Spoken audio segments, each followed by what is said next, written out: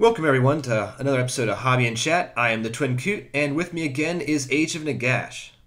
Hi guys, again it's good to be on this channel, and we're going to have a little bit of a chat to see what hobby we've been up to and if there's been any news from Games Workshop lately, which there has been just a little bit. Yeah, so like you said, we're discussing Age of Sigmar and kind of predominantly NOVAopen. That was a really big Warhammer, or really just miniatures gaming event on the East Coast of the United States. I think the biggest one on the East Coast. And yeah, it was a lot of stuff to talk about. I was in the Age of Sigmar Doubles tournament, which is more for fun for me, but there's a lot of GTs and stuff going on, a lot of big name gamers over here playing, and yeah, but before we do that, why don't we just talk about painting and gaming progress. Have you done anything Age of Nagash lately? Yeah, I've been trying to fit in as much hobby as I can lately, so I've had a couple of games lately, which were with my Flesh Eater Courts, both against Chaos. One was against Blades of Khorne, and then the next one was against Slaves of Darkness. And yeah, that was good fun. It's been slow trying to get games lately, to be honest. But every time I've been playing my Flesh Eater Courts to try and build on my experience with them in the new edition. And I am really liking how they are in the new edition, especially with Crypt Horrors compared to what I used to take with my Crypt Flayers. An example of this is something I really had quite fun playing with is in the game I had 9 Crypt Horrors, which was it's not a huge amount, but in one unit that's quite a lot, and I had it so they were within 15 inches of a Ghoul King to reroll failed hit rolls, and that Ghoul King was on a zombie dragon as well, so he had a spell called Feeding Frenzy, which made the Crypt Horrors be able to reroll failed wound rolls. So they also had a spell on them called Dark Hunger, which gave them an extra attack. So just to put that in perspective, these unit of 9 Crypt Horrors were making 4 attacks each. The champion was making 5, and they were hitting on 4s, rerolling all failed hit rolls, wounding on 3s, rerolling all failed hit rolls. Any wound rolls of a 6 did 3 damage, and then any other normal wound rolls would do 2 damage. And the reason I'm talking about it is because that's the first time I've managed to kill like a block of 30 Chaos Warriors in 2 rounds of attacks. So wow, that's quite exciting for me lately in the hobby. Yeah, the horrors they're pretty great. My friend has been playing his Flesh Eater Court army. He's been he just kind of got it, so he's trying out pretty much everything. I think he probably should steer towards the horrors as well, but he's trying a bunch of ghouls with the Ghoul King and the courtiers. So he just is trying to regen as many ghouls as possible. And I think he took the battalion, was it Ghoul Patrol, where you can get extra ghouls. Yeah, that all seems pretty good, but I think the horrors need to be included too. Yeah, I agree. The ghouls are good, and similarly, haven't always been a big fan of the ghouls, not because I don't like them. I do like the models and stuff, but I prefer more elite armies because essentially there's less things to paint. But I did give the ghouls a go in that game as well. I had like a block of 40 of them, and they did manage to kill, if I can remember, 5 Chaos Knights, a Chaos Sorcerer Lord or Manticore, and they also killed a Chaos Lord on Demonic Mount, which was quite nice, especially how they got attacked first as well. Oh, nice. Yeah, how many? You can get a lot of ghoul attacks pumped out on each model, can't you? It's like 4 or 5 or something. It's crazy. You can like really build it up high like that, but I wasn't doing any spells giving any extra attacks, so it was basically just what they had in their Warscoll. But they had 2 attacks each standard, and then because they were a unit of 20 or more, they got an extra attack. So each model is making 3 attacks. To hit a 4, to wound a 4 as well. No Rend 1 damage, but when they're making this many attacks, and you're right, if I wanted to give them some more, I could do a Dark Hunger spell from a Ghoul King, and that would give them an extra attack, so then they would be making 4 attacks, and then that's where things get really, really nasty. And I did really just bring them just to have a big block of infantry to move up the board and to take an objective, which essentially they did to start with. And then they sort of got drawn into these combats, and I was really surprised to see how well they did, and they came out on top. So yeah, they are a really good addition, obviously, to the Flesh Eater Court army, and I'm sure there's many people who have been playing with them. And I haven't done the Ghoul Patrol Battalion yet, but it is something I do want to try in the future, especially with how good its name is. Right, yeah. So yeah, I'm somewhat like Flesh Eater Courts after my experience with them in the new edition. I am really liking their playstyle. I really like their... Something I found to be quite good was their once per game Ghoul King command ability. Will cost you a command point, but it will summon a unit onto the board, and that unit is free the first time you do it. So that's been really well. I've basically been building my normal sort of army list, which I usually play with, but I'll take the Bargolf Courtier out, which is a 160 point model, and I'll bring it on in the game for the price of one command point, and that's it. Oh, nice. Yeah, and there's that command trait that you can use it twice. I think at the FAQ it specifically says you can use that to summon a second unit. But do you have to pay points for that second unit, though? I didn't think so. Okay. If that is the case, I'm happy, but I am quite skeptical, as always. But no, if that's the case, yeah, sure. I might as well just bring on, like, if it's 2 Vargolfs you're talking about, 320 points worth of models. Oof, yeah, that's really good. It is, and so that's like the sort of changes to the Flesh Eater Courts, and then just the new game system, the new edition, just makes it so much. I say so much harder for the enemy to snipe out your heroes. I don't know about so much, but it definitely does make your guys more survivable with the Lookout Serval. And especially something I noticed as well, once you bog a enemy shooting unit down in combat, they can only shoot essentially anything within 3 inches of them. So, right, yeah. Yeah, the changes to the new edition have massively helped out the Flesh Eater Courts. I think with the character thing, it didn't really protect them, but it kind of deterred people from trying to shoot at them. So they'll shoot at them less because, I don't feel like dealing with them -1 modifier. Yeah, I completely agree. I think some people see it now if they were to target a hero and to be -1 to hit. I don't know, let's say they were normally hitting on 4s, but now they want to shoot their hero, they're going to be hitting on 5s, and that's something, like you say, can really deter them away from shooting at your heroes and more sort of just focus fire onto your other units. And if the enemy wants to do that, and let's say they don't have an overwhelming amount of shooting, if they want to pepper your Crypt Horrors or your Ghouls or your Crypt Flares, sure, they can do that, but they're not more than likely going to wipe out that unit. And then, of course, anyone who plays Flesh Eater Courts or have played against them before will know all those models will just come back.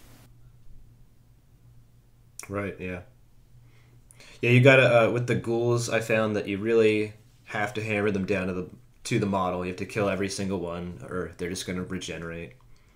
Yeah, you do really have to do that, and especially now how if the Flesh Eater Court player has been saving up their command points, and let's say they have a unit of 40 ghouls, it's taken a crazy amount of damage this turn. Let's say it's lost 30 of its models, so it only has 10 models there. Battle Shock, it's going to run away. But if you saved up those command points, that Flesh Eater Court player can just go Inspiring Presence.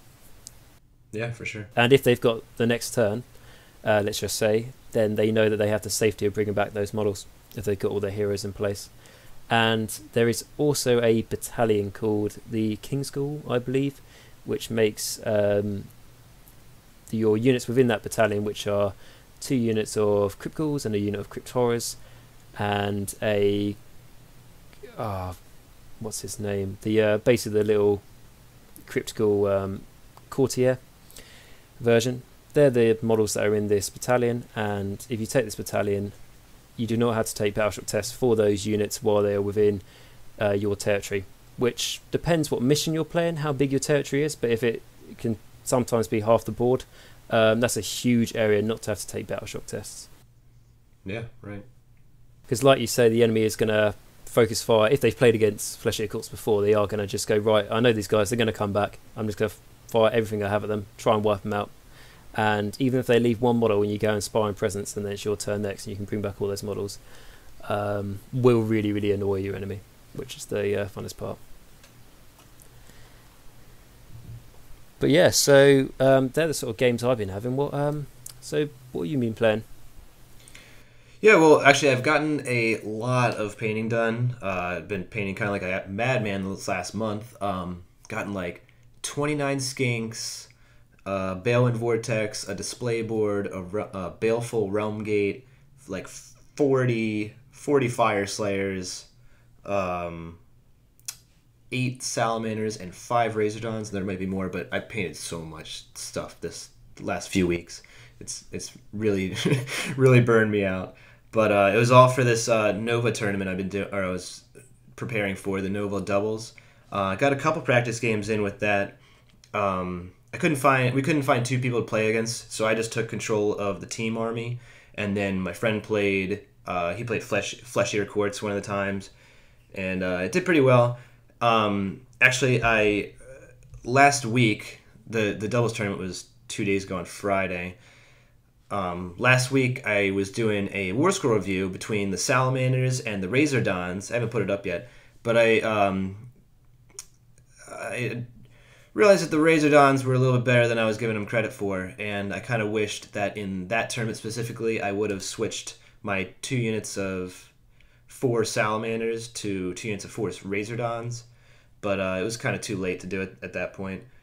But so the armies we took was he took Fyreslayers. He had 2 Battlesmiths and 2 units of 30 Volkite Berserkers, so they're super durable. They're in combat.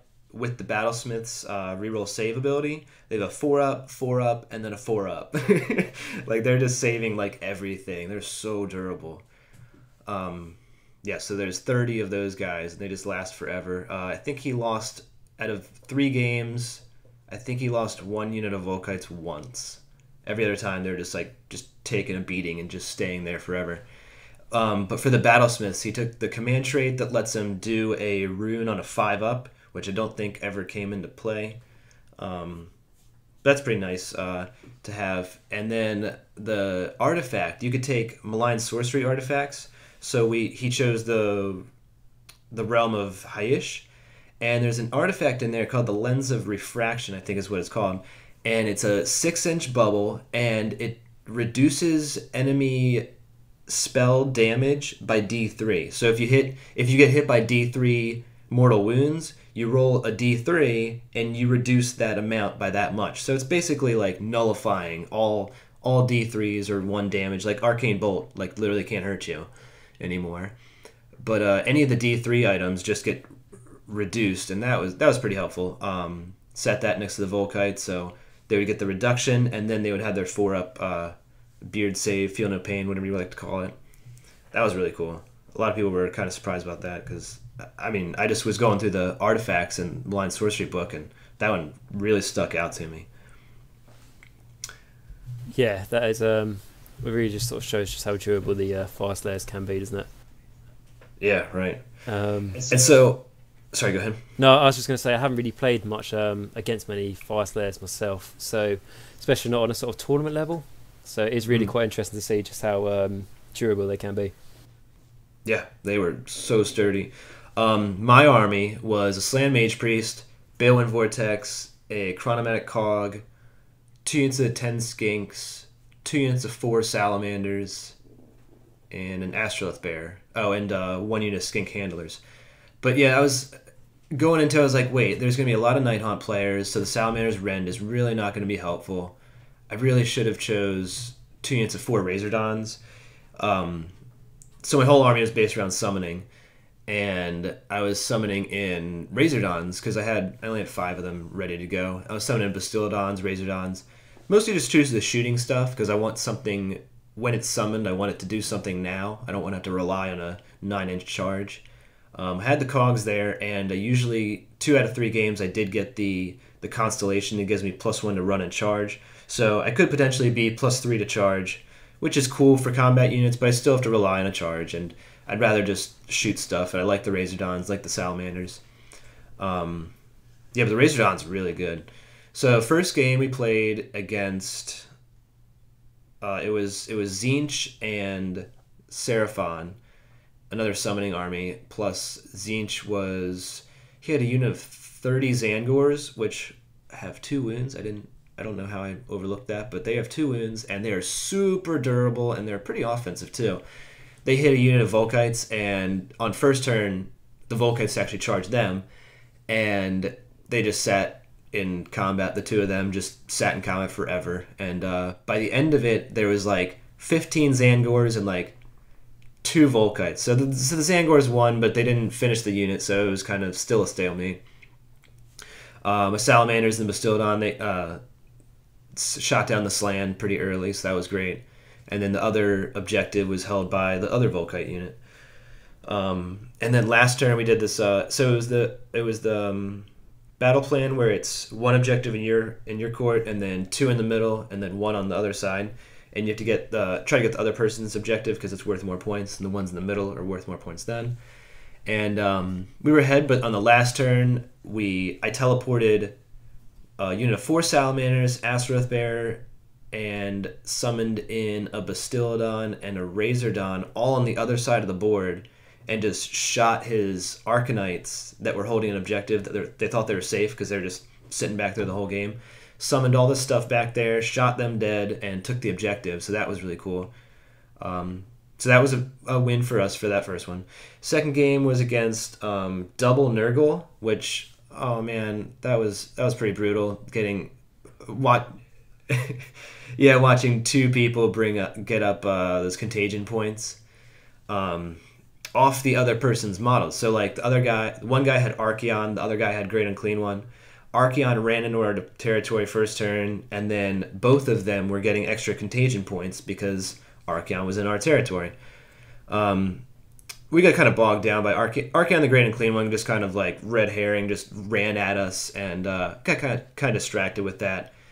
And just fighting those 2 the whole game, basically, and they were just scoring objectives. That battle plan was the one where you can burn a Scorched Earth, where you can burn the other person's objectives. And Archaon came in, killed 2 units of 10 skinks, and we weren't expecting that. So, I'm sorry. One more thing in the Fyreslayers army, we forgot it like most of the game, but 3 Chosen Axes because he had 40 points left over. So we just threw the Shadespire team in there, and they were mildly helpful. Usually they did absolutely nothing, but 40 points. Yeah, right. It was either 40 points or nothing. I mean, whatever. But so Archaon charged in and killed the 2 units of Skinks, and the Chosen Axes weren't close enough to the objective, so Archaon burned it that turn. That was upsetting. And then, actually the second turn he burned it, because you can't burn things first turn. And then they just proceeded to fly into the Volkite Berserkers. But 1 unit of Volkite Berserkers were in combat with Archaon and the Great Unclean One for like 3 turns or something. They were totally fine. They never died. They were up there the whole time. I don't know how. And another thing I forgot to mention, we were fighting in the realm of Ulgu this whole tournament, which I thought was... At first I was like, oh man, realm stuff. I don't want to deal with this. But actually it was really cool because... because the first realm magic effect, whatever, was reducing spells and shooting to 18 inches. And then the second one was reducing spells and shooting to 12 inches. So the last one had no restriction. But that was actually really cool for a tournament, I feel like, because it forces... You can't just abuse shooting. You have to have some combat in there. You can... In 2 of the 3 games, you can kind of do some damage, but that one where you're fighting at 12 inches, you really can't rely on a heavy shooting army to do all your heavy lifting right there. So I thought that was really cool for game balance. Yeah, I actually like that a lot. But and then you also get the Ulgu spells, which are a very slate of good spells. One of them is Enfeebling to reroll wound rolls on a target with all your units. So I had the Slan teleport in a little bit with Lords of Space and Time. Even though he was on the Balewind, he can teleport with Lords of Space and Time. Got him closer to Archaon, hit him with Enfeebling. Actually, I failed the first time, and I was very, very upset because I rolled.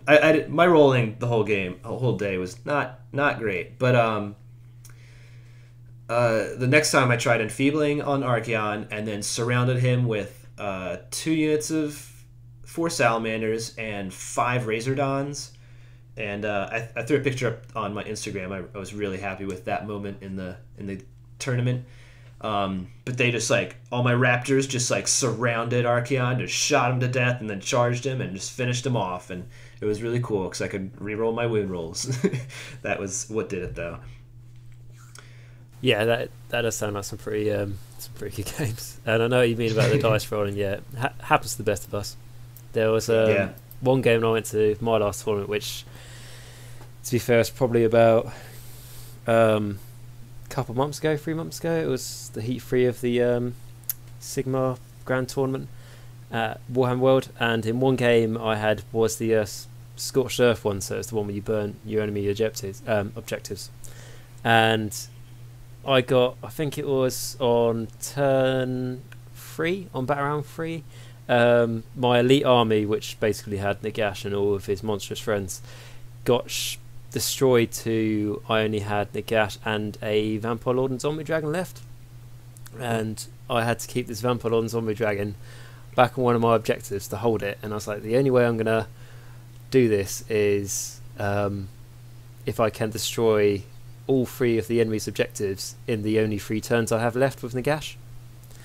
So and when I was to do it, I would have to the last objective I was to burn, I'd have to roll on the D3 a 5 and a 6 to get 3 points to win. So I was like, this is really, really hard, but I'm going to give it a go because I don't really have any options. So the Gash moved up. He destroyed all 3 of those objectives in the 3 turns. Was really, really happy, just like, painstakingly. Like, he's really good, but the enemy was holding like I think like anywhere between like 10 to 20 models on each objective. So it was really sort of quite hard for him to try and destroy each of those units to gain control of that objective, because remember, Nagash is great, but he is only one model to try and catch that objective. So he burned all 3 of those objectives, and then on the last one where I was like, I really need to get a 5 and 6 here to get 3 points to try and take over the enemy, in points. And how it works is, if I got a 5 and 6, I would have got 3 points, so I would have overtaken the enemy. If I got a 3 to 4, I would have got 2 points, so I would have drawn with the enemy. And then if I got a 1 and 2, I would have got 1 point and I would have just lost. So I rolled that famous D3 and I got a 1. So unfortunately, it's like painstakingly for like the last hour, and I only had one huge model trying to do all the work for me. But that was I think I've talked about this before on my channel, that game, but I can wholeheartedly say there was that, and there was another really close game that tournament, but that was probably my favourite game the whole tournament. It was out of the 5 games, I lost 2 of them, and that one I lost there was my favourite. And that might seem a bit odd, but I'm sure you'll agree it's always the close games, isn't it? Oh yeah, that are the best ones by far. Yeah. So the second game we lost. Like I said, we were kind of just distracted with trying to kill the big guys, and he was holding the objectives. So the third game was against Double Death, and it was Nighthaunt and Legion of Blood. So they had some cheeky combinations, which I didn't foresee at first. They had, like every Nighthaunt army there, they had 30 Grimghast Reapers. They also had some chain rasps. But so they moved the Grimghast up, pretty much charged us first turn because we were trying to keep them out of the objectives.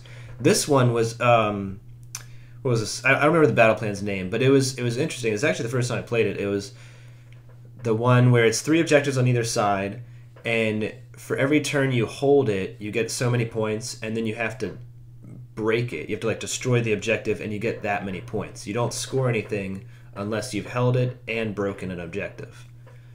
I don't know if you played that one, but okay, I haven't played that. I presume that's one of the new ones, isn't it? Yeah, it's pretty interesting. Only did that once, so I don't know how. It seems like a weird concept, but it was fun. Anyway, they moved up the the Grimghasts, and the 30 of them, and I moved up my salamanders and stuff, and the Volkites just held them for a while. Then while I was shooting at them, killed the unit of Grimghast chain. Oh my gosh! Don't worry, you're not the only one who does that. We will do it. They're getting towards Stormcast names now. They all sound the same. Right? Yeah, I'll just say the Reapers. killed the unit of 30 Reapers, and then a couple turns later, they're like, all right, we're going to use our grave sites to bring back our Nighthaunt Reapers. And I was like, no, are you kidding me? No. And yeah, and that was legal because, I mean, we talked to the TO because he was trying to use the grave sites on them to just heal back D3 models. I was like, I don't think we should do that. Because if you look at it, so if Legion and Nagash takes an ally, they can't use their grave sites on them. But in this team game, this other Nighthaunt... It counts as the same army, doesn't it? Right, yeah. They got to use the grave sites, and they even got to get resurrected by the grave sites. So they brought a whole unit of 30 Reapers back. Oh, I was so upset. I was so mad at them. But I know what you mean. Like, you can't foresee those things. Like when I went to a doubles tournament, I fought against a Zeech and Blades of Khorne player, and obviously Khorne would not be happy with that sort of combination. But it was at a doubles tournament, and the Destiny dice were being used for the Bloodthirster, which I was like, it's fine. Like I took some horrible things to that tournament. Don't get me wrong, but Khorne would not be happy with that sort of arrangement. I don't think. Right. Yeah. But yeah, it was a brutal combination. They were just healing back their Nighthaunt stuff. Another combination he had was really good. Not really a combination, but he had a Vampire Lord on Dragon, or no, it was on a Terrorgeist. Was it Dragon? No, I guess it had Vampire Lord, yeah, Zombie Dragon. Yeah, right. So he was on the Dragon, and he had it was a Gur Feather for -1 to hit and +1 something. I think it was like +1 attack or something like that. And then he also had the Legion of Blood command trait that was -1 to hit. So he was -2 to hit in combat and shooting. Oh my god, it was so, we could not kill him. I tried again on my last turn just for the fun, surround him with my Salamanders and Razordons. I rolled really bad on that one, but didn't kill him. Got him down to like 7 wounds or something like that. But -1 to hit is so rough, or -2 to hit is so rough. There's the Legion of Sacrament item that I always use. That's -2 to hit outside of 8 inches for shooting, obviously. But this one was -2 at all points in time, and it was just, oh man, it was just too much. Oh yeah, combinations like that. I mean, I'm sure you said you played against Double Nurgle. You must have came across something similar to that in that game with -2 to hit and stuff. But yeah, it's nasty, but like we all do horrible things. Like for example, when I took that Nagash to a tournament, there was a little Khan Wraith, which is a fantastic model for 60 points. Just hugged him in every single game because he had an artifact that made the enemy within, I think, 6 inches of him, -1 to wound, and then the Gash would do that overwhelming dread spell, making the enemy -1 to hit, and then sometimes doing it, like overcasting it, and making them -2 to hit. So there's horrible combinations. I think, talking about -1 to hit, I think the biggest time I played against that was when I fought in a doubles tournament. I fought against a Nurgle joint with a Slaanesh army. And I think there was a point when I was attacking his general and I was trying to figure out how I was -4 to hit at that point. Whew, wow. That's why mortal wounds are there. Yeah, right. Those things. But yeah, sorry, what you were saying. Yeah, so we lost that last game, but it was a lot of fun. All the players we played were nice guys. It was each game was a lot of fun, and so we just had, it was a good time. We had to get going because my friend wasn't feeling that great, so I didn't really get to see. I kind of missed the announcements on who won, but I'm looking at the BCP player app to see. And so the guy who won the team who won was Tzeentch, Disciples of Tzeentch, and Ironjaws, actually. And that was one thing I was surprised by. I saw so many tables of Gorgruntas on the field. I thought they weren't that competitive anymore, but I guess they're still doing pretty well. Or maybe just in that setting. Gorgruntas, as far as I'm aware, from what I've heard from people say, is that when they used to be 180 points, which I believe was in the first General's Handbook, that's how many points they were, so they're the same points like a unit of 5 brutes. They weren't really worth taking, like brutes or hard boys are better. But now that they've been made, don't quote me on this, but it's either 160 points or I think it might be 140 points. Now they became cheap. Yeah, it's 140. It's 140. a lot of people are starting to take them because they're that speed the army needs, and they're yeah. If you look at them, like their charge bonus, you know, it's a bit of a joke. They don't do a huge amount of, you know, like multiple damage attacks really at all, but they do make a lot of attacks. Yeah, and so these were in the Gore Fist, so obviously they get that. I got an extra move, I think, before the game or something like that. Either way, they're charging you first turn is the gimmick of that. So the army was a War Chanter, 3 units of Gore Gruntas, one was a unit of 6, and 2 units were 3. So you had 12 Gore Gruntas, and then the Gore Fist. And then some of this list is cut off, but it looks like actually a Auric War Boss is what that is. And his command ability affects all Auric units within 12 inches. They get an extra attack, which is with all their melee weapons. Oh my god, that's really good with Gore Gruntas. Yeah, so they're all getting like each model is getting 2 extra attacks because they have the mount and then them, and then they have the Great Wa Banner. Yeah, I knew you were going to say that. Yeah, reroll wound rolls of 1 for the Auric units. Yeah, that's pretty good too. Yeah, why wouldn't you take it? You know, it's really, really good. Yeah, so the War Chanter, I think he gives him an extra attack too, I think is what he does. 1 unit or something like that. The Disciples of Tzeentch army was a Zangor Shaman, 9 Skyfires, and 2 units of 10 Acolytes. So obviously it was a Skyfires, 660 points in Skyfires. So yeah, it looks like Gore Gruntas just ran in first turn, tied things up, Skyfires ran in and shot stuff. That sounds like quite a cool combination. I haven't thought anything like that before. When you said it was Tzeentch, I was expecting to say like join with another Chaos army, but no, that's quite. It's you can see how they both you know, they're sort of kind of opposites to each other, so they work out quite well, I imagine. Yeah, right. That was pretty good polarities. I won't go through the whole list, but the second player was Nagash and Daughters of Cain. He actually took Nagash too. It was a Grand Host of Nagash. One thing to note about that is since we're in Ulgu, the Umbral Spell Portal, I was really scared about Nagash getting hold of one of those. Because in Ulgu, you can put the second Spell Portal wherever you frickin' want. So you just sit it next to a character and bring the Hand of Fate out, just kill it half the time. Does it not have to be like a certain distance away from the enemy or anything, or is it just... No, this portal, second portal goes anywhere. Yeah, I think I've seen a meme for that before, yeah. Is it as easy as that? Like, can he just do that and hands it? I suppose he can. Yep. Yeah, because the Ulgu thing is like I think it's 18 inches normally. The 2 portals have to be from each other, but with Ulgu it doesn't have a limit.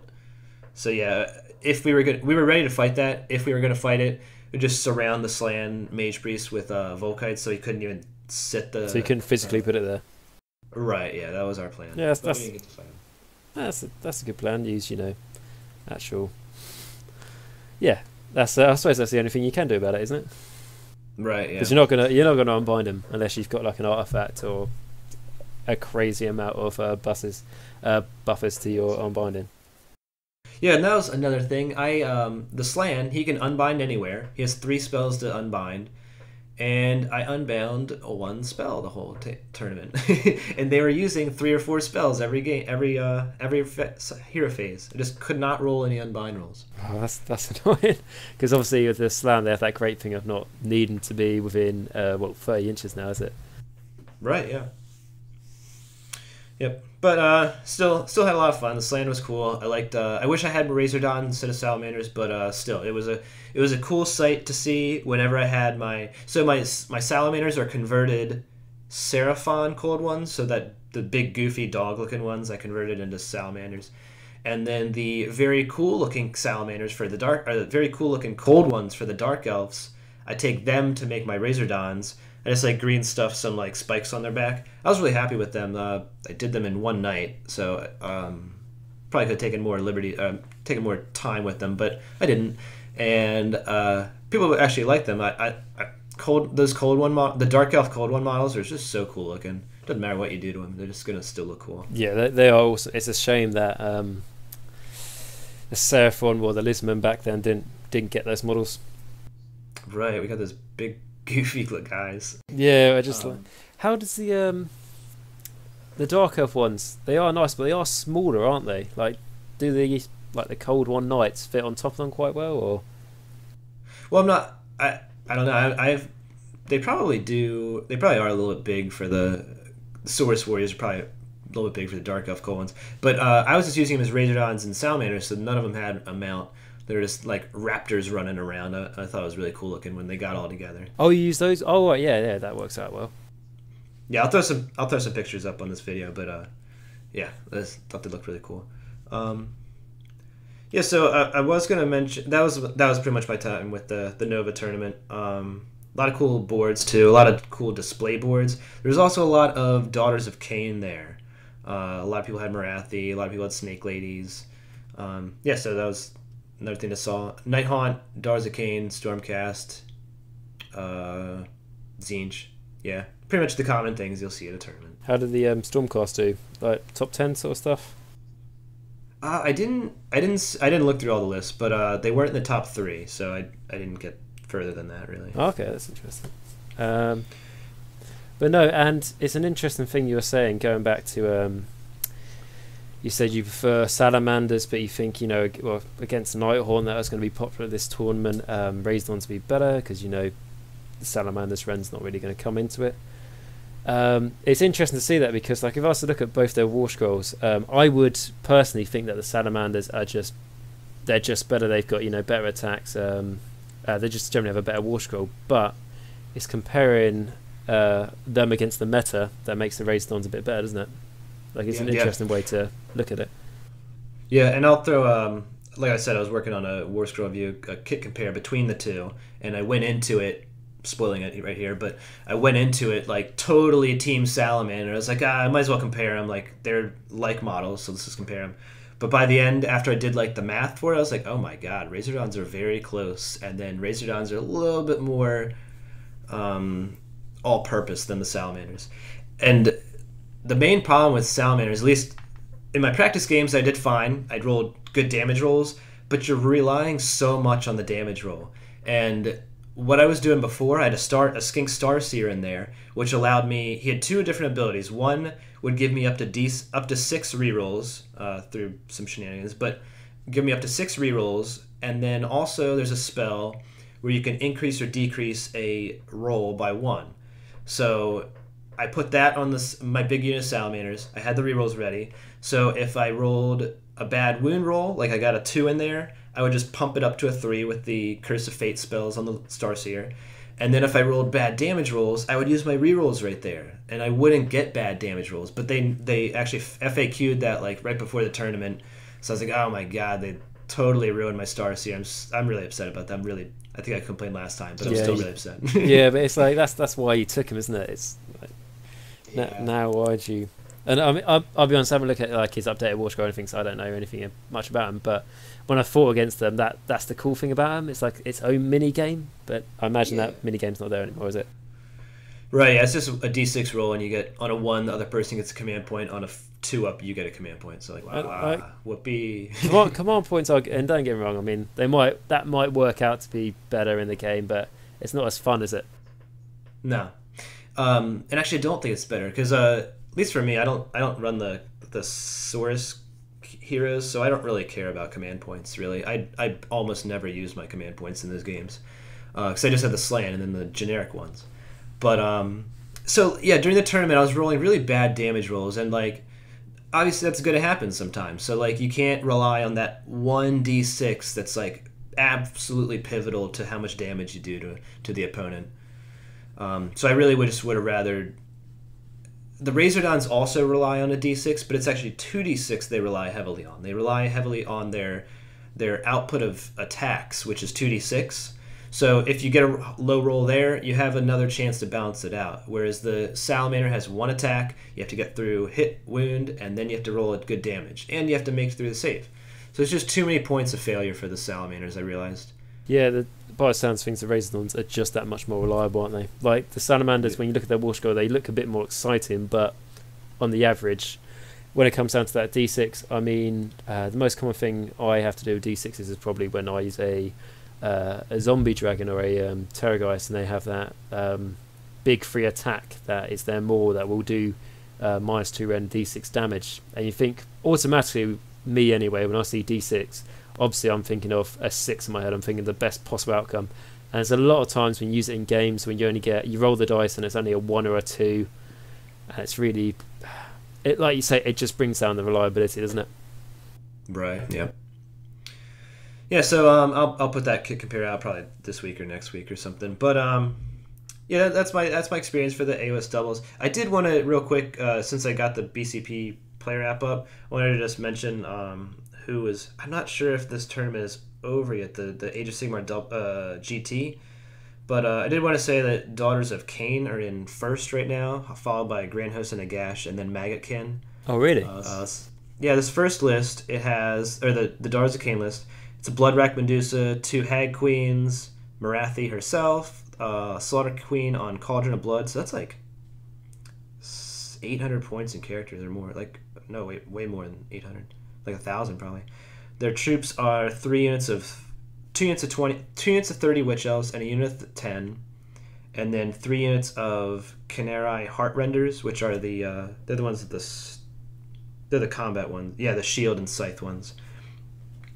Which I always thought the javelin ones were cooler because you get to shoot with them when they deploy from reserves. You get to shoot with them, and on a 4-up, you get to move. So you could shoot, and then half the time you get to move, and then you can still charge. I don't know why. Yeah, I don't know why you take the Heartrenders, but I know they're better in combat. They can pump out a lot more, but you have to rely on that 9-inch charge now. Yeah, I mean, like, I haven't looked at Daughters of Cain for a long time since I wanted to do them, but I might do them in the future. So it's interesting to hear they're doing well here. But when I did look at them, I was thinking about, I can't remember their names, even though you just said it. The harpies that throw spears, as I'm going to call them, for me, they sound like the better ones because, like you say, they come down and you're not relying on that 9-inch charge. They can at least do something when they come down that turn. Yeah, and maybe there's something I'm overlooking. Maybe there's something to give them extra charge, or maybe they're just there to grab objectives. Maybe that's all they're for. I mean, obviously this guy's doing it right because he knows that army a lot by the sounds of things. Yeah, so that just looks like a lot of Witch Elves, 5 characters to buff them. Yeah, so that's cool because when they first came out, I heard a lot of YouTube channels and online and all that sort of thing saying that Daughters of Cain, they're alright, they're pretty good, but they weren't really anything special. And I think at the time when they first came out, it's hard to tell because there wasn't that many tournaments at that moment where they played in them, and they hadn't really found their footing. But I'm happy to see they've done well because I do really like their models. And the only problem with that army though is it sounds like the army there, that list, did it have a lot of Witch Elves in it out of chance, or Sisters of Slaughter, or? Right, yeah, it had 2 units of 30 Witch Elves and a unit of 10, so it was 70 of them. Yeah, I was going to say, I really like the army, and if I was to do it, I know if you take the Medusa, one of the battle line units, like one of the like Medusae battle line, one of the Medusae units will become battle line. Right. And that's the way I take to it. But as you've just said there, if you want to do well with the army, you're going to need to buy a lot of Witch Elves, and they're not the cheapest. They're very nice, but they're not the cheapest models, are they? Yeah, I don't really like painting flesh and faces, so I was kind of annoyed that I did the Volkites. But yeah, painting all those witch faces and then all the money on top of it, they're so expensive. Yeah, I mean, I really like the Sisters of Slaughter with the. I think they're really cool. Yeah, I think they're really quite unique with their masks and their their whips and all that sort of thing.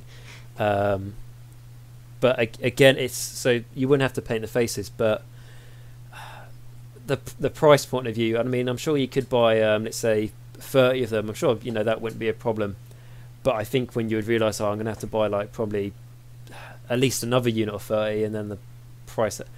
I'm not saying right, you're gonna need 70 to 90. Yeah, I'm not saying like a lot of not saying most armies don't cost a lot of money, but you're spending a lot of money on the same model, if you see what I mean, like the same unit, which is, and like you're saying, you wouldn't really enjoy the painting too much, or I personally wouldn't. And if you're paying all that money and you're not really enjoying the hobby side of it, it's a little let down. Yeah, all they need is a start collecting box, maybe. I mean, they had like one of those. I think it was an ally box. What sold out quite quickly after Daughters of Cain had their battle time come out. Right. Yeah. That just saves a little bit of money. Yeah, because you still only get one unit of the Daughters, don't you? Yeah, and you can only buy it so many times because it comes with a Cauldron of Blood, and you only need so many of them. Yeah, I mean, I can't imagine. I don't know how many. Maybe like 2 or 3, maybe at the most, or something. One, I don't know. Right. Yeah. But you're not going to need 9 of them, are you? Right. Essentially. Yeah, I was making a Daughters of Cain has some really cool combinations. I never played it, but I had a theoretical list that I wanted to do. It was all Snake Ladies. I don't know about all Snake Ladies, but it was majority Snake Ladies. They were in my their battle line, and it was the ones with the staves. So the Blood Sisters, I think they're called, or the Blood Stalkers were the staff ones. The spear. So they do a mortal wound on like a 4-up, I think, like that, and then they also had a battalion that if the enemy missed, they would also take a wound. There might have mortal wound. It might have been a roll after that. I can't quite remember, but it was just pump out so many mortal wounds. Whether you were dying or hitting, the Snake Ladies were pumping out mortal wounds. I thought it'd be a lot of fun, and it'd be really cool because it was more of an elite army. I wouldn't have to paint up all those dang witch elves. Yeah, I mean, and like you're saying there, that's the sort of army I wanted to go as well because yeah, it's less witch elves to paint up. Like the Medusa, the Blood Sisters, Bloodstalkers, they are really nice models, and I'm a big fan on the whole sort of Greek mythological sort of theme and all that sort of thing. You know, the Medusas and the Harpies. I know they're not called Harpies, but that's sort of what they are. Yeah. It would be a really nice army to do, and you know, just thinking about the patterns you could do on the snakes, and it wouldn't be too many models, you know, in comparison to a witch elf army. You could have a really good fun sort of hobby project with that, and that's something I might have to do in the future at some point. Yeah. Yeah. So real quick, though, I want to talk about the second list too. The second player is Death. He's got Nagash. A Necromancer, a Cairn Wraith, unit of 5 Direwolves, 2 units of 30 Grimghast Reapers. So apparently people really like the Grimghast Reapers. Yeah, I mean, I haven't played with them yet or anything, but I keep on hearing them everywhere. They must be really good. Yeah, so they're kind of an elite battle line. They have Ren 1, and they hit on 4s, I think wound on 3s, I think is what the roll is. But they have a 2-inch reach, and they have big bases. They have a 35 millimeter or 34, whatever it is, 32. The bigger base, and they have a 2-inch reach though, so they can get around that. I was forgetting about that, and they have 2 attacks. I was forgetting about that too, how pivotal that 2-inch reach is. It's because a lot of the bigger base things, I immediately saw. I was like, oh well, you're not getting fighting in ranks, so how can the Reapers do that much damage? But they have 2-inch. That's how they're doing so much damage. Yeah, that makes a huge difference, and I imagine their attack has rend as well, doesn't it? Yeah, it's Ren 1. And there's ways for them to reroll hit rolls and stuff, is there, with the guy of the locks, maybe? Well, actually, they just automatically do it if their target is 5 or more models. They have that Cairn Wraith rule, the like Corn, isn't it? Like Corn. Yeah. Yep. But, so yeah, it's rerolling wound rolls or rerolling hit rolls, and then they actually forgot to position their Guardian of Souls correctly, but they could have been wounding on 2s, so it'd be 4-up rerolls and then wounding on 2s. So that makes them really, really accurate and durable, devastating. that is really good, isn't it? I mean, I did a video, I think it was last week, about saying how to get into the Night Haunt, and I said in it that I hadn't been playing with them myself, so it was just basically the best value way to start them. But hearing, you know, you talk about them, explain them a little bit, it's like, these Reapers definitely sound like the way to go. Yeah. I was thinking Chain Rasps. Sorry. I really like the Hordes. I like them. Have a unit of 40, and I was planning on getting another unit of 40, but maybe I will not. Maybe I'll get a big old horde of Reapers. Yeah, that might be good. The something I do like about the Chain Rasps, though, is they're really quite nice models, aren't they? I mean, if you compare them to having like a block of 40 skeletons or something, all the skeletons look the same. I mean, yeah, sure, their shield might be positioned a little more different and stuff, but they're all essentially the same model. But these Chain Rasps, they've got so much character to each little guy, isn't there? Yeah, they are really cool. Really, really nice Well, something I do want to get for the Nighthaunt at some point in this. I'm not rushing with the Nighthaunt, but something I would like to get is those. I think we talked about this last time. Those Banshees, the ones with like size for arms. They're awesome. Oh yeah, I bought a box of them. They're sitting in their Saran wrap because I had to work on my Nova list, but they're ready to go because I want to take the Shrieker Guard or Shrieker Host or whatever with all the ladies. That would be so cool. Oh man, that list. That's the one battalion I like know off by heart for the Nighthaunt because it's the one where the enemy units within is it 6 inches of one of your units in that battalion. They have to reroll battleship test of 1, and your enemy cannot use Inspiring Presence on those units. Oh man, it's so good, so good. The first time you played it against someone would be fantastic. Oh yeah, and then the Murmur Banshees are so brutal. I think I talked about them last time, but yeah, you did. It's like on them too. The first time I looked at them, I'll be honest, I didn't think they were going to be that good. But then when you explained them and you know how you can summon them back and stuff, they were brutal by the sounds of things. Yeah, same here. I was before Nighthaunt came out, I saw the model. I was like, oh man, Murmurs are so cool. I really hope they have a good Warscoll to go along with them. And then I was like looking in the battle report because they had Murmurs in there before the rules were out. I was like, oh man, what do they do? They just spell a spell. Okay, that's not that impressive. But and then I looked at the Warscoll. I was like, oh yeah, that's pretty much all they do. But after I thought about more combinations, like what if you take 12 and then start buffing that? And then that's where it kind of got crazy. It's like, oh my god, what is this? Right. We don't need to say it, but again, the models are really, really nice. Oh yeah, I kind of I bought 4 or 5 boxes of them, whatever creates 18, so I guess 4 or 16. But I kind of wish I would have at least converted a couple of them. I could have taken like maybe the Banshees from the Mortis Engine box. Yeah, that could have worked because they're a bit. They're quite like that. You just have to maybe remove the head, or I don't know. Yeah, so we'll see after they get painted up and built, and I wonder how well 16 Murmur and Banshees will look together. Will they just look like 4 of the same model 100 times, or what? I don't know.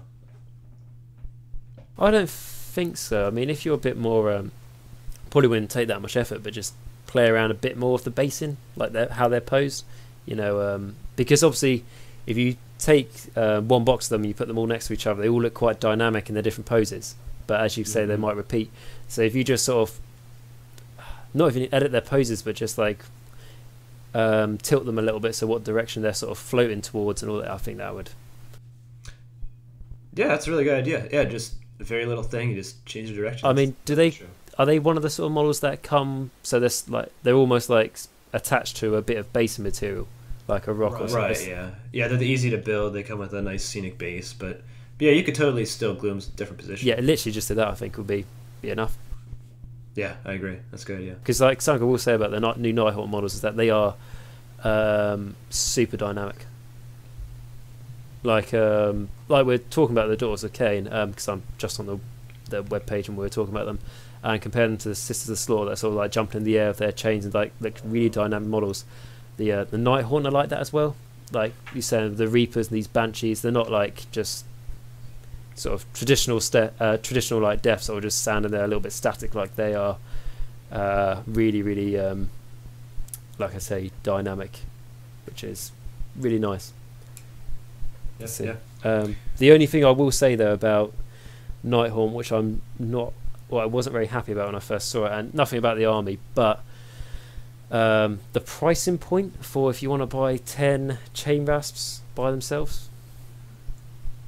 Have you seen the separate easy to build box of them? Yeah, I was pretty disappointed they didn't come in like 20 or something like that. Yeah, and that price is quite expensive. Yeah, it's quite a bit for if you're trying to get a horde of 40 of them, which most people probably are. Yeah, that's the thing. It's like it just makes the Soul Wars box better value really, because the is it chain rasp? Was it chain gas? It's rasp, isn't it? Chain gas. Chain gas. Sorry, chain. No. I'm sorry. You're right. Chain rasp hordes. God. Sorry, chain rasp. One of us is maybe right. Yeah. So chain rasp hordes. With them. In the Soul Wars box, obviously you get 20 of them, and the Soul Wars box costs probably £90, and you get lots of other stuff in them. If you want to buy 10 easy to build chain gas, sorry, is it gas or rasp? Rasp. Sorry, chain rasp horde. If you want to buy 10 of those models in a separate box, easy to build, remember, In the UK, that's going to cost you £25, Yeah. which is quite. I was maybe expecting 20 for 25, like you were saying. Yeah, right. Oh well, there's plenty of other ways to buy those models and stuff. Yeah, just buy a couple Star Wars boxes and sell off the Stormcast stuff, or give it to your friend or something. Yeah, if you want to be cool.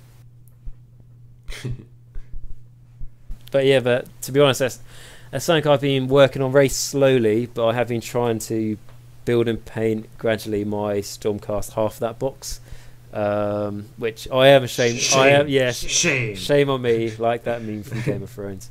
But I don't know. It's like, don't get me wrong, I do love the Nighthorn, but after you have about, I think I've got it down to about 13,000 points of 14,000 points of death now, because obviously I had to paint some more flesh-eater courts recently for no real reason, but had to be done. So now that I've got that many points of death, I'm a little bit like, there's no huge rush for me of the Nighthorns. I maybe want a little bit of a break from death, just because all my death is sort of painted the same. The flesh-eater courts are a little bit different, but the whole army is pretty much the same painted, so I just want a sort of different a change to like the sort of painting palette for me. So the Stormcast I'm doing are like from the Realm of Life, so the complete opposite. So the sort of the colours are sort of mainly like green, whites and browns, which are very different to my death, and sort of just when you go to painting something else, it just makes you a little bit more motivated for when I go back to my Nighthorn, which is the reason I'm doing it. And also the Stormcast, it's looking through their rules, and they do just seem just a little bit too good, so I really like them.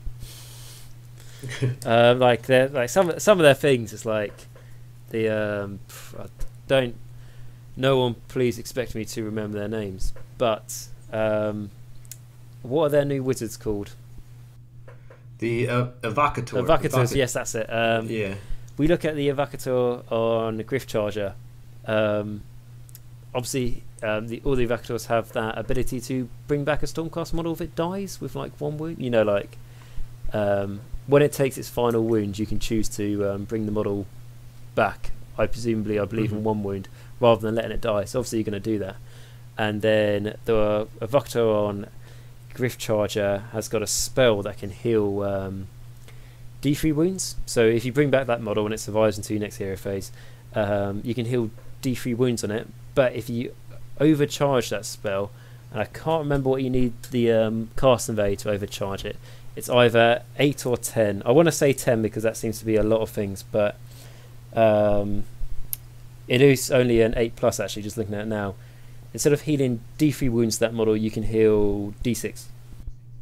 Whew, yeah. Which is, oh no, you killed, I don't know, my Lord Citizen on Dracoff. That's a notoriously hard to kill model. I'm just going to bring it back, and by accident, looks like I'm healing D6 wounds. And like I say, when I think of D6, I think of 6 all the time. So let's say you get a 6. Yay, it's on full health. Yay, nobody likes me. So yeah, it's just, I don't know. I sort of just want to torment my friend with it a little bit in the store. And then I'll go back to Nighthorn, because there is like, I want to do that Shrieker host for the Nighthorn. What would be really nice. And yes, I just sort of want to do a little bit of an older army, because I haven't really done that before. And I do maybe want to have, it's not going to be like probably not going to be a pure Stormcast army. Like, it's not going to be like, joking aside, it's probably not going to be that competitive, because I want to sort of mix it in with a lot of order. With basically the reason I'm doing the Stormcast army and bit of order is such a huge grand alliance. I can just make an army and just like pluck models I want and put them in, and it'll be a nice thing to do, because I would like to get those Medusae from the Dorsa Kane and the Harpies. I think they're called Canaries, aren't they? Like the Life Takers and Heart Renders. It would just be an army where I could just, like I say, just pick and choose what models I want to go into it. Yeah, it'd be cool to paint them all kind of the same scheme, or maybe convert them a little bit, kit bash them to make them look like they're a cohesive force. I always like that idea.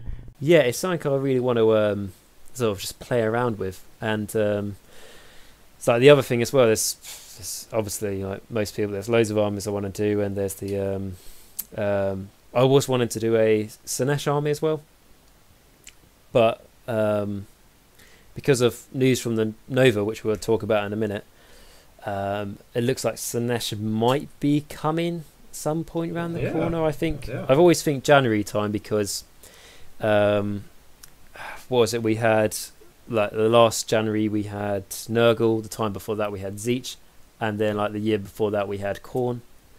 So I feel like it's right to have Sinesh this January, so I'm going to wait to see what happens there.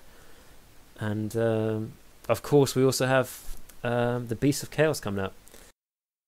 Oh yeah, that'll be cool. So yeah, it's like the Legion Nagash book, but with Beastmen. So I'm pretty pumped about that. Yeah, that's another temptation for me, because it's I've said quite regularly, like in my gaming store, that I would like to do Bray Herd.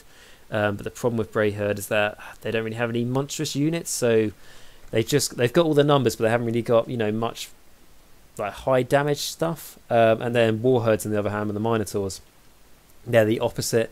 And it'd be nice if they could all combine together into one army, and to help each other out. And they've done that. So yeah, I hope there's a way to do a Dragon Ogre or Minotaur army. That would be so cool. Oh, the Dragon Ogres are in this new Beast of Chaos.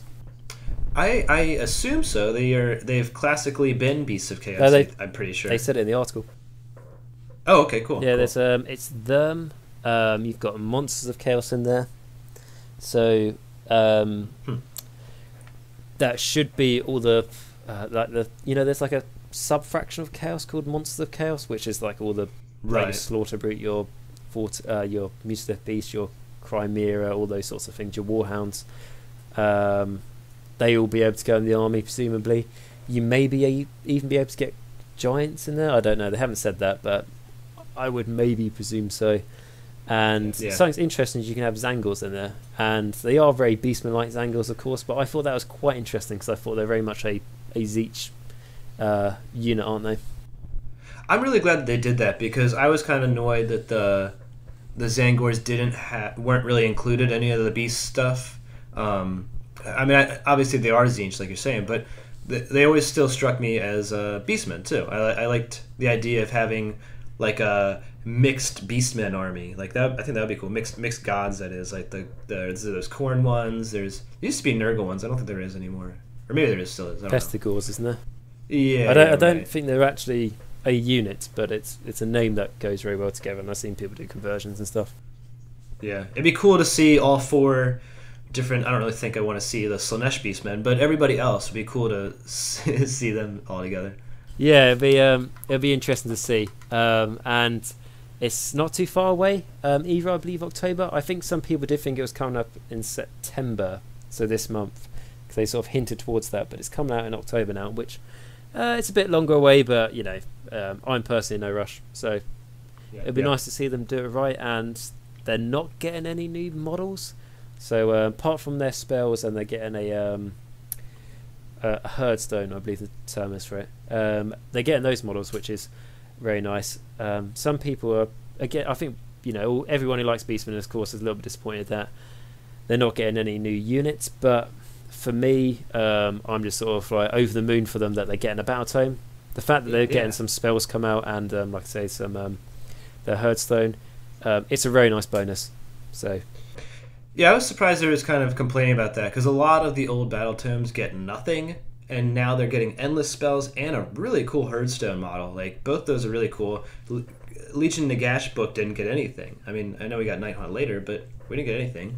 I think the Beastman book would be cool. Yeah, I think where those people are coming from is, I agree with you, but I think where those people come from, it's sort of like there's probably some people. I mean, I didn't play Warhammer Fantasy, but there's probably people who played Warhammer Fantasy. They've been collecting Beastmen for a long time, and then obviously in Age of Sigmar they've been sort of missing Beastmen for a while, and now that Beastmen is getting their chance, that's all they're getting, and then they're worried that that's the time of Beastmen gone after this battle time comes out, and then they're just going to move on to the next thing, and then Beastmen won't get another update for 5 years or something.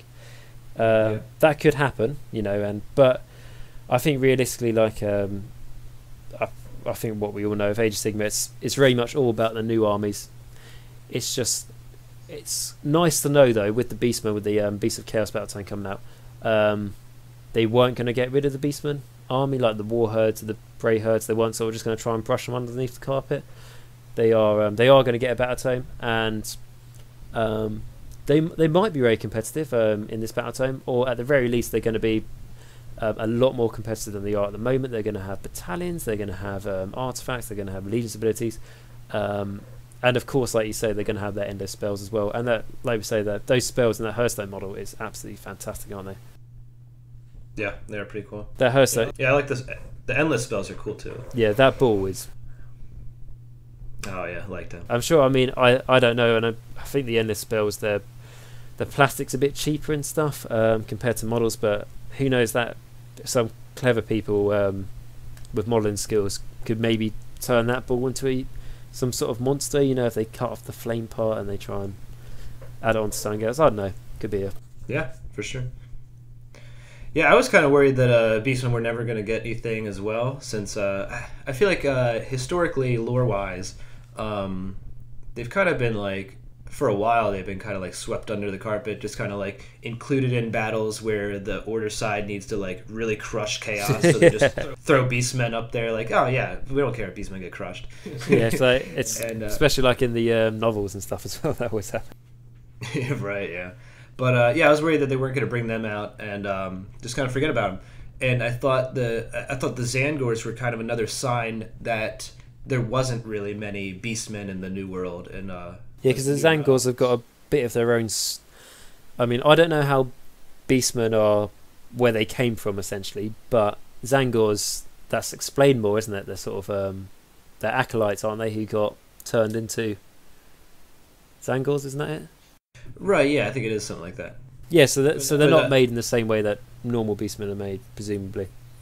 Right, yeah, and just Zangors just like felt like something different. They were really trying to, like, Beastmen are not really generic, but in the grand scheme of fantasy lore, Beastmen are not like unheard of outside of Warhammer, you know. So I know Games Workshop's been trying really hard to make everything copyrightable, and the Zangors, they're obviously copyrightable because they're very different from regular Beastmen. So I thought maybe that was the only way Beastmen were going to exist anymore in the new lore. Yeah, I mean, I completely agree with you. With that, it is interesting though how Games Workshop have called this battle tome. I did presume it was going to be called Beast of Chaos, because I was sort of saying to my mate, you know, that would be a name that would make sense, but it's not the easiest name to copyright, is it? Right, yeah. I mean, someone put a comment on my videos, apologies, can't remember the name, but they were saying it just seems like a very odd name, you know, for them to pick, Beast of Chaos, because it sounds like it's going to be hard to copyright that. And if you think, well, Games Workshop maybe is not too bothered, they spent like the last 3 years like changing loads of their names and stuff just to make sure they get that copyright. Yeah, that's a good point. Yeah, like I still think Seraphon should be called Isman, but that's for another thing. But yeah, it's very nice to see they're getting a battle tome, and they will have you know, although their time might be short lived, who knows, but their time is coming. Yeah, that's great.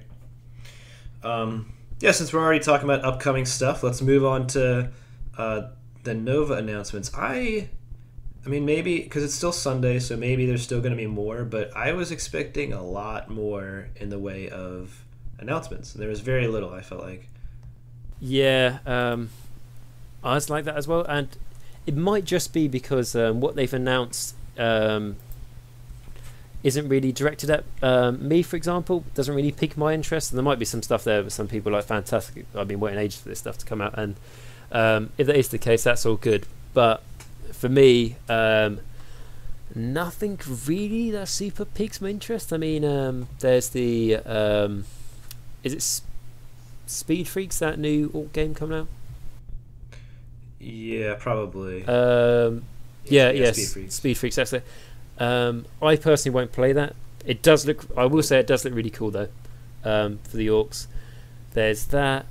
If I just look through it quickly, there's a glimpse of what the Sisters of Battle are gonna look like. There that doesn't really have any relevance to me. I just look at that and I think I could possibly use those heads for maybe vampires in Age of Sigmar. Is that are you on the page now? Are you? Yeah, I'm looking at it now. Is that a new knight coming out? I thought he was already out, and I thought he was Forge World. Maybe I'm wrong about both those things. But yeah, it's like a new character knight that they're gonna have rules for. That's cool. But again, it doesn't really relate to me because I'm not. I would like to do a knight army, but it's not that it's an expensive army compared to other things, but I don't really play 40k. There's that. There is transfers coming out for Griffin, is it? Woo. Is that if you click House Griffin, that's probably really cool. Again, there's like really really sort of niche things in Age of Sigmar. I like them to be like them to make that probably most people wouldn't really care about. So there's that. If there's some people been waiting ages for this, it's really nice for them. But for me, it's not in my interest. And then Warhammer 40k Kill Team, I don't play it. There's a big campaign starting in most of the stores, I believe, but I'm not a huge fan of MIDI games.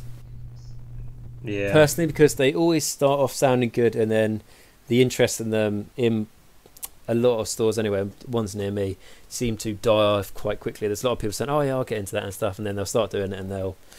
If it's a long campaign like this, campaign's lasting until I think it's about 3 months, and they're encouraging people to have like regular games, which and to encourage people, I think they're giving prizes and stuff, which is good. But it's one of those things that you're gonna have to have a game like once a week or once every 2 weeks is quite a lot of not demand or pressure, but it's one of those things that I don't know. Pardon? I don't know about you, but like a multiple month campaign is just like too much for me. Like 1 month is kind of pushing it to get regular games in every week or however long you're supposed to do it. Yeah, that's what I was trying to say. Cause it's one of those things where if I really wanted to do this, I'd probably give it a solid, good effort for a whole month. I'd go in like every week for a month to try and progress through this campaign. Then when it got to the second month or the third month, I'd probably just lose interest, in all honesty. Yeah. But you know, if you listen to this, you might completely disagree with me, and that's cool because it's. I'm sure if you're into like, Kill Team essentially. I mean, I know what it is. It's like, you know, your small within the 40k universe, and it's, you know, your small you know, squads of infantry. It does sound quite cool, but for me, it's just another one of those MIDI games to try and get your heads around the rules and stuff. And the rules are probably quite simple, but I'd rather just sort of not spread out into loads of different mini games. I'd rather just sort of focus a little bit. And then what other releases do we have? We have another mini game that's already been out, but it's the Warhammer Underworlds. But instead of it being Shadespire now, it is Nightvolt. I don't play Underworlds, like I haven't played Shadespire. I think I had one small game of it. It seemed quite fun, but again, I'm not really into mini games. However, this does interest me because I do like the Nighthawk models in this, particularly it's probably not the right name for her, but the sort of Banshee that's going to be included. She's a Briar Queen, is what they called her. Oh, Briar. Yeah, that team is so cool. Like I was looking at them kind of in succession. I saw the Briar Queen. I was like, oh man, that's awesome. The next two are like, well, they look like cooler chain gas. And then the guy with the mask, and then the Hangman one. Oh man, they just get cooler and cooler. Yeah, they are. It's a little bit like I was saying earlier, isn't it, with the chain rasp? That it's that character, isn't it? And obviously these have got a bit more character than the like easy to build kit, but it just shows. I believe how they are is how them, you know, their last moments of life, like basically how they were killed, and it really sort of shines in this, doesn't it? Yeah. Even sorry, go ahead. I was gonna say it looks like there's one of them has a shield as well, which is quite interesting. Oh yeah, that's what that is, isn't it? The Stormcast team looks okay. I mean, the two guys on the sides look kind of normal, but the one in the middle with the old man looking guy, he looks kind of cool. Yeah, he looks nice. Yeah, the Stormcast are quite a nice, and this might just be my personal opinion, but the Nighthorn look a bit more. They look a bit like the chain rasp and stuff. They look a bit more different than the easy to build ones compared to these Stormcasts. If you compare these Stormcasts to the ones that you got in the Soul Wars box, if they were next to each other, I might have to look at them for about 3 seconds before I realise they're not the same.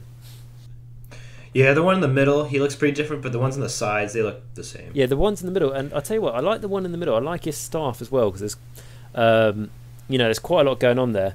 I don't know why, but you see the, what are they called again, this unit? The Evocators. The Evocators, fantastic. Their staffs, the end of them, they just look a bit, like, sort of clumpy. Yeah. I've just said that I'm paying up my Stormcast now, and I am enthusiastic about them, but I'm still unsure about these guys. It's pretty heavy on the end. But you can probably clobber somebody with that, but like it's pretty it's not very elegant for a mage's staff. You'd think you wouldn't want to clobber somebody with a mage staff. No, it looks like a solid block of like lead. Yeah. But or iron or whatever.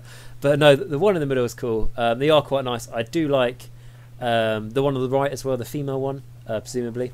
And God, that is a big sword though, isn't it? Yeah, that is pretty big. The first time I saw these guys as well, the what are they called again? The Evocators. Evocators. Do forgive me about these names. I'm trying to learn them. It's Evocators, isn't it? Whatever. It's with Stormcast. It might be. I know but these guys and the big hats, they're really, really good in the game, and I might have to buy them.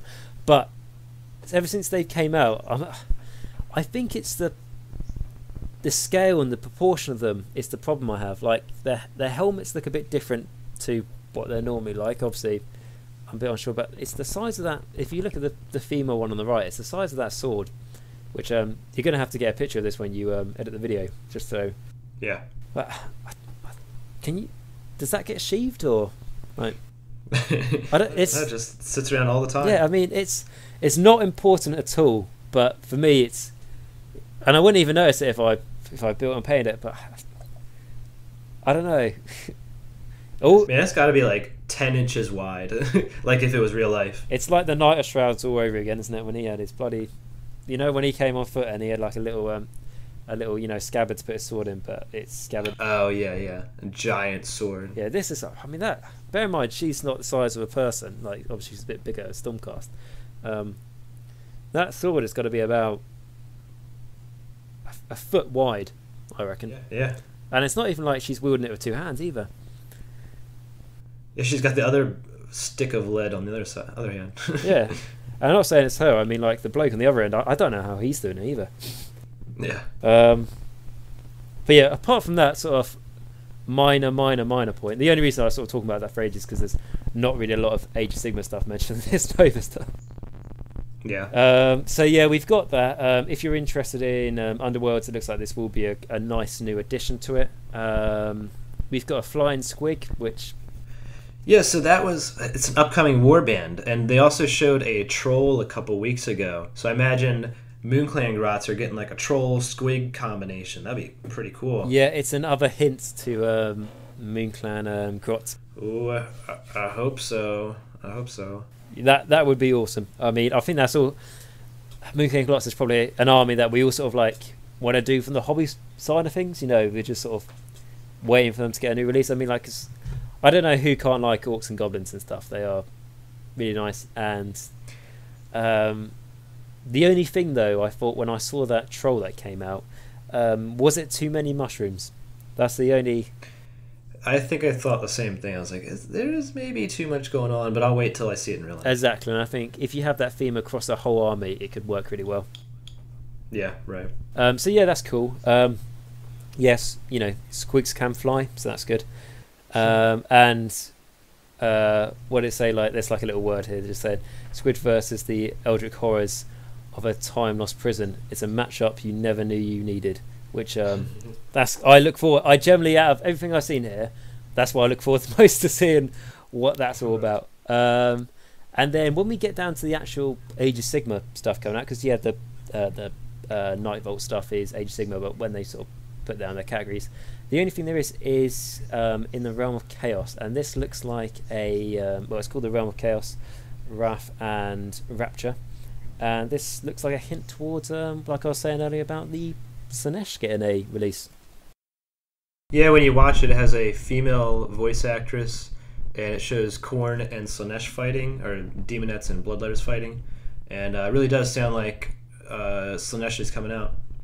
Yeah, that is really quite nice. I kind of had a suspicion that it's probably a totally false suspicion, but that they're not going to get new models. It's probably wrong, probably totally wrong. But I feel like it's going to be a massive letdown.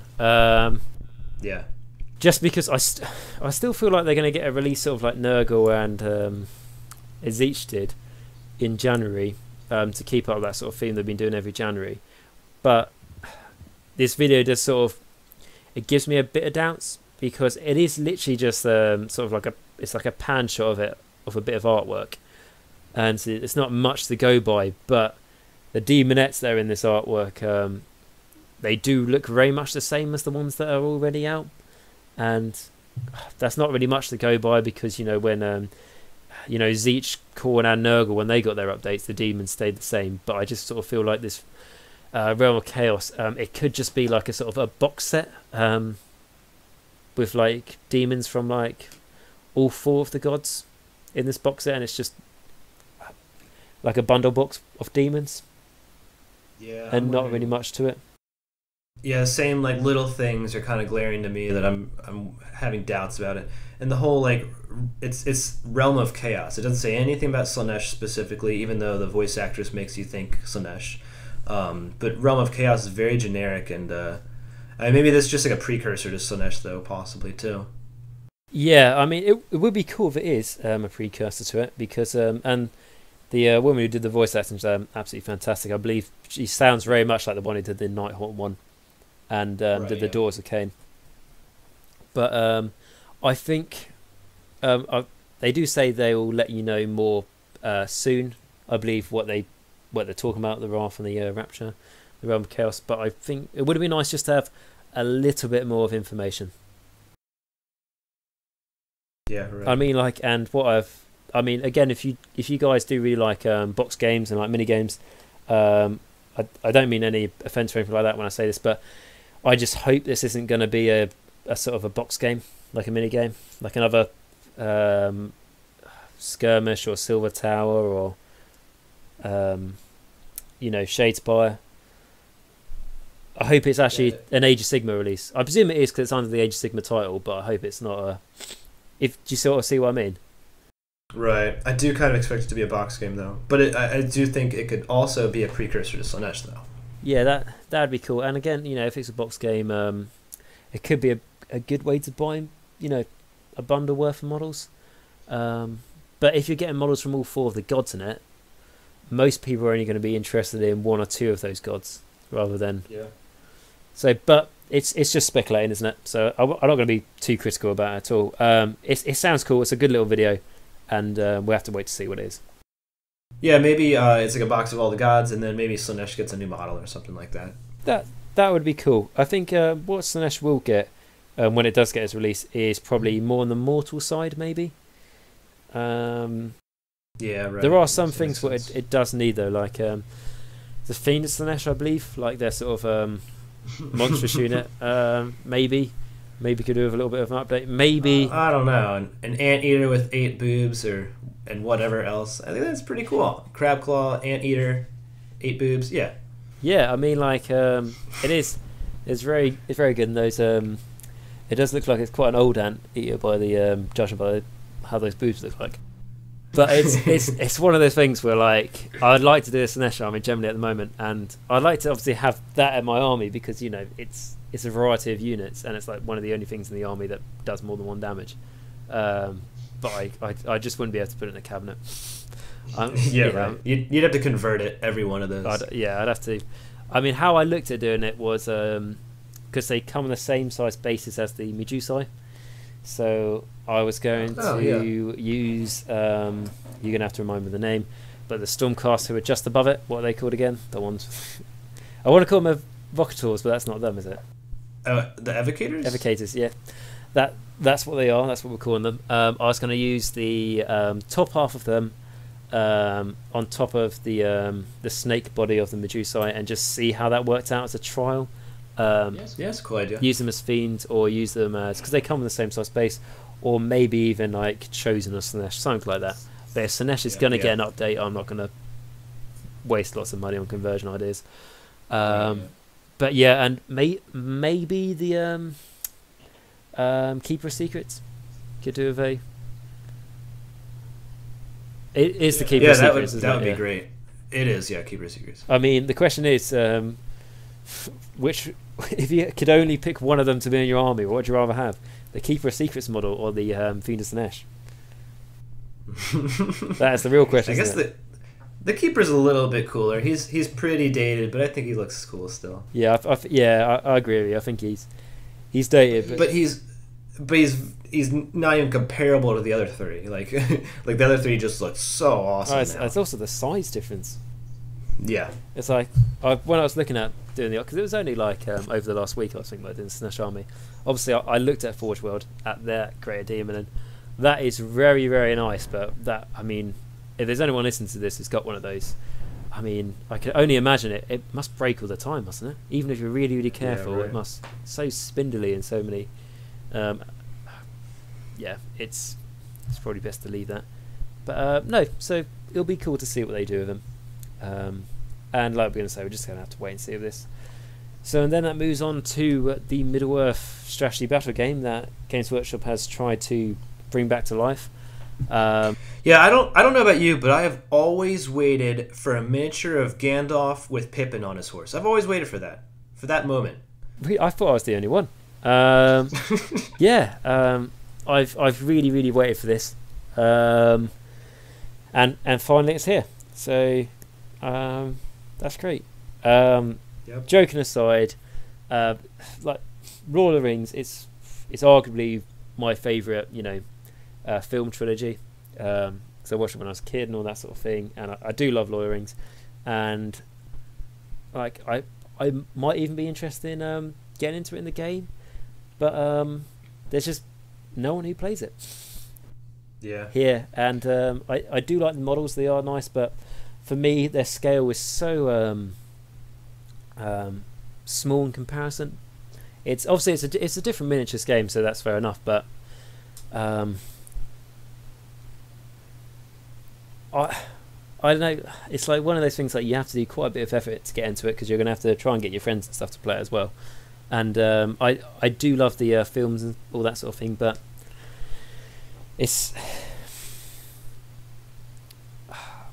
I want it to do well, the miniature game, but I'm personally not going to take part in it. Right, yeah, I agree completely. I love the movies. I love seeing the models too. This Gandalf one, but every iteration of them, they all look great. But yeah, I don't like the scale. I don't like painting faces, and if you're gonna do any of the main characters, like you gotta paint a character full face. Like it's Aragorn. You gotta know it's Aragorn. And you've got to love to paint and build metal as well. Because when I went to Warhammer World, like I was saying about 2 or 3 months ago, I did have a look there at the stuff, and I was just surprised to see just how much of it is metal compared to plastic. Quite a lot of the units are plastic, but a lot of the characters are metal or resin. There's very, very few that are plastic. Even the Hobbit ones from Games Workshop and from Forge World, you expect to see a few plastic ones for there, but no, they're all resin. Right. And if you want to go on the Forge World side, that's quite expensive. It is, right. It's like I don't know their names, but the Iron Hill like dwarf chariot with the rams pulling it. Yeah, that's pretty cool. From Forge World, that is absolutely fantastic. Really nice. And I saw them painting stuff when I was up there, and it was really nice. It was that nice that it makes you think, oh, I want to get into this. But like that model was quite small in comparison to a lot of other things, and it was £100. Yeah. And that's like, if I was to compare it to the size of Archaon, as an example, it just shows how quite specialist it is. And but yeah, like I say, Lord of the Rings, I'd really like it to do well because, like I said, I really like Lord of the Rings. But it's like I don't really have time to get into another game either. But I don't have loads of interest into getting into it. Yeah, no one around. Yeah, I don't want to build a whole army. And yeah, that's most of the announcements. They also announced Warhammer Quest in the 41st Millennium. That's kind of a cool idea. We'll see how that goes. Yeah, I like the idea of that. I'd be interested to see. Warhammer Quest is one of the things I do wish they put more effort into, because I would actually try to get a group to keep playing that if there was more content. Yeah, I've like I said, when I don't play many box and like many box games and all that sort of thing, I don't really. But the one I have played twice, so probably the one I've played the most is Silver Tower, and yeah, that was fun. Warhammer Quest, because I'm not saying it's the only box game like this, but I did really like the random side to it. Part of the Silver Tower, because it was Zeech's tower and the tiles change the whole time and things jump out of you, and it's so much randomness comes down to dice rolling, which was quite nice. I mean, I think when I played it once, I don't know the names of anything that happens in it, but I'm going to call it an ability. An ability happened that turn, which made all the heroes in the Silver Tower feel like they were being looked upon by gods that are controlling their every movement, which of course were the players. So they just refused to do anything. Yeah, there's a lot of really cool narrative. I like the game mechanics in general with like the 4 action dice or whatever it was, but I like that idea. The random battles was really cool. It just felt like you're playing like a. I mean, I haven't played too many RPGs. I played like a couple Dungeons and Dragons games, but like it was completely off the books. Like a person was just making it up. It wasn't out of one of the books. So I don't know if this is a normal thing, but it just felt like you're playing like an RPG video game almost, just with your friends. Yeah, which is nice, and just like I say, it's the nice thing. Like you say, it's like playing one of those video games, but it's not a video game, which is the nice part of it. I don't know how to explain it, but it's sort of, it feels a bit more exciting or a bit more social. Like when you're all there around the same table and all that sort of thing. And I don't, more interactive and real life, obviously. Exactly. It's it's exactly the same feeling compared to playing a tabletop Warhammer game compared to playing a computer game. It's your own models on the table. It's yeah, I don't know. It's more Warhammery. I'm going to use. Yeah. Term for it. But yeah, so that'll be nice. It'd be interesting to see how that gets on with that, and then that's it, isn't it, for the Nova stuff so far? Yeah. One thing we skipped though. Chapter Approved 2018 is coming up next month. This month. I am pretty happy about that. I would like to see how much they change things. The big FAQ will be out, I think, this month as well. I really want to see how that, because right now the most popular 40k list is Imperial Knights, Blood Angels, and Astra Militarum, like Imperial Guard, all at the same time. It's like 3 different detachments, and like for a soup army, like a random selection of 3 armies to be that commonplace, it's just like, oh man, it's really, really boring. Like, we know what you're going to bring if you brought Blood Angels. We know what you brought if you brought Knights. It's just like the guard part is kind of a little bit tweaked from person to person. And then on top of that, Astra Militarum are taken in just about every Imperium list. Like, I have Adeptus Mechanicus, and I've been playing Mono Faction this entire time, and I realized I'm really nerfing myself. I'm really handicapping myself by not taking a small detachment of Astra Militarum. Like, there's just almost no downside to my current army swapping out a few of my AdMech troops for Astra Militarum to get more command points, to get more screen. Like, it's annoying that I feel stupid not taking something like that. Like, I feel stupid taking a mono army. Yeah, I mean, like I say, I haven't played 4K, but I know what you mean. Like back in the day with Fleshy Courts when I used to take them to tournaments. For me, anyway, there was only one sort of battalion that worked. What was the Dead Watch Battalion, which was basically making your army crit flares, which I took, and it did okay. But for me anyway, I felt like I'd be wrong to take anything else apart from that to a tournament. And there were some people using the Ghoul Patrol Battalion, and that worked out well. But it's that thing, isn't it, where you've got an army and you feel like, I would like to add that in or that in, but why would I? It's just better to stick to like the same list everyone else is taking. Right. It's like, I don't know if it is the case in this Age of Sigmar 2nd edition, it might have changed, but every time I fought against a Khorne Demon army at a tournament, back in the last edition, every single time it would be a murder host. Yeah, right. Which is, all the bloodletters run up turn 1, and I'm not, the person can bring whatever they want, and if that's the best thing for them to bring, most competitive thing, they should bring it. But it just got a bit, like you're saying, a bit the same. So this new chapter 3, when it comes out, I imagine it will just shake the meta up a little bit.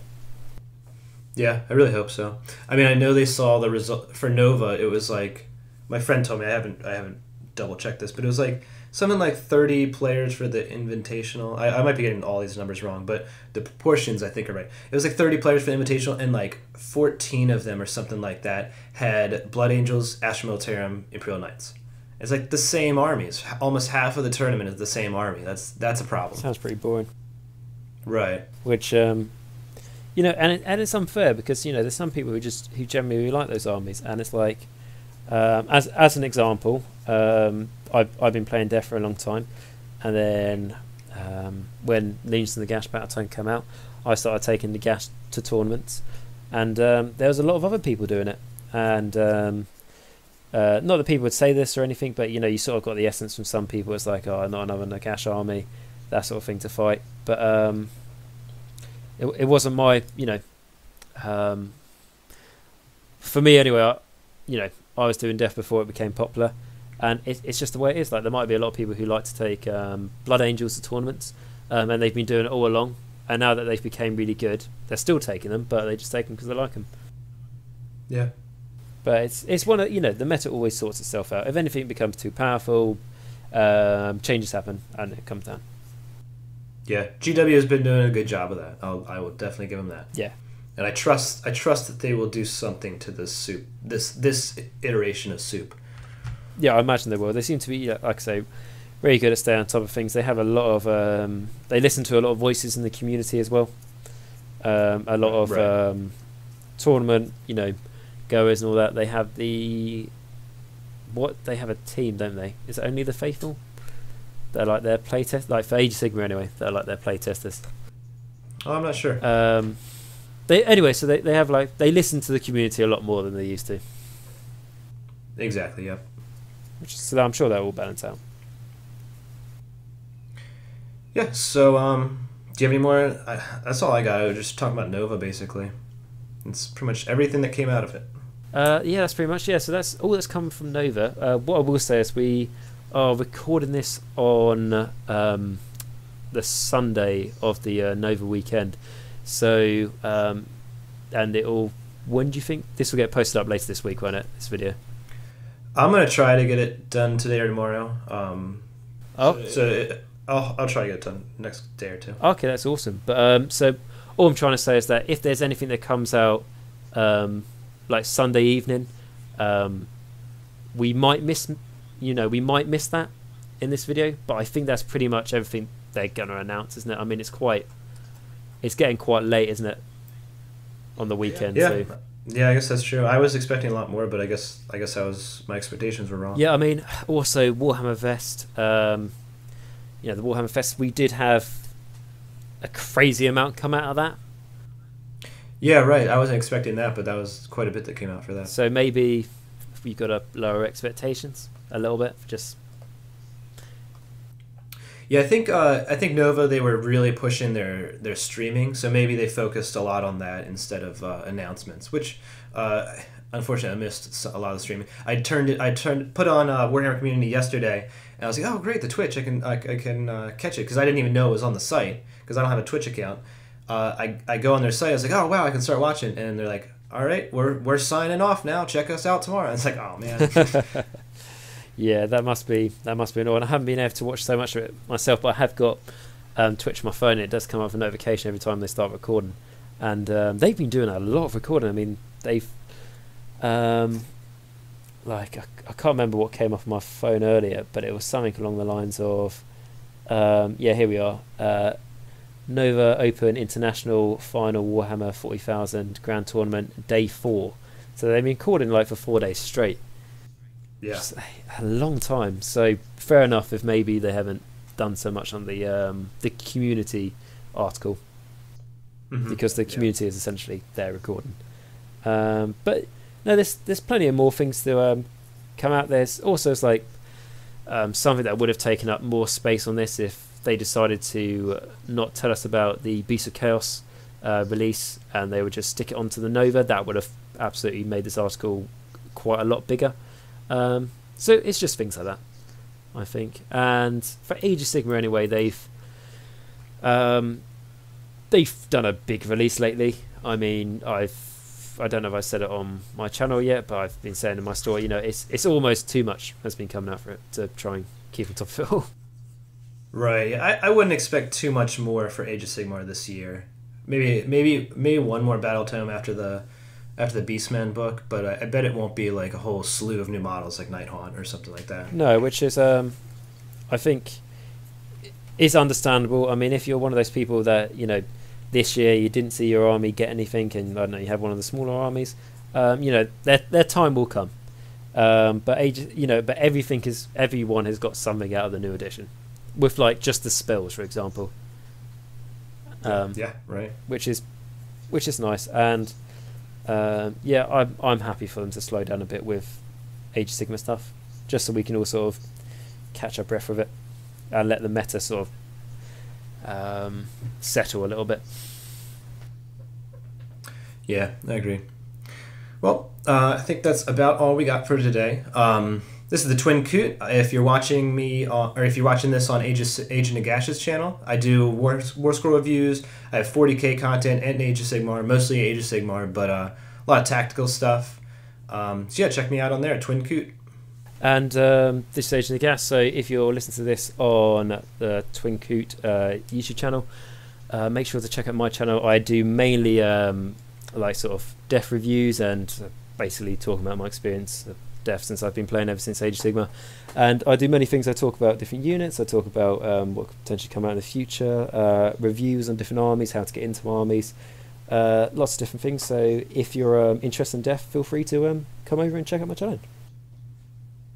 Yep, and we'll both leave the description of the other person's channel or the link to our channel in the description. Yeah. Yeah, of course we will. So yeah, I think that's about it. Of course we'll try and do another one of these videos in the next month or so, when I'm sure we'll have more information, and who knows, by the time we do the next one of these videos, Beast of Chaos might be out, and yeah, that'd be cool. That. So yeah, as always, I'll thank you guys very much for watching this. I thank you, Twinnedcoot, for letting me come on your channel. And remember, Nagash is all, and all is one in Nagash.